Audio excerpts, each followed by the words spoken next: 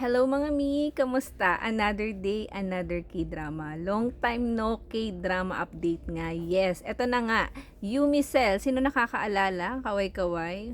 Huwag kayong malito, hindi ako si Kim Go Yun. Si Mami Jenna ako. Eme! Anyway, ang Yumi Cell ay may season 3 na nga. Yes. Naalala niyo pa ba yung season 1 na si Anbo yun ang kanyang partner? Well, yung season 1, hindi ito naging successful relationship, 'di ba? At nakilala niya nga pagkatapos ni Anbo yun, walang iba kundi si Yo Bobby. Yes, ang gwapo niyang ka-office mate na si Jinyong.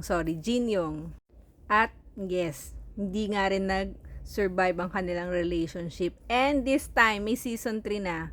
Malaman natin kung magsusurvive nga etong bago niyang collab team.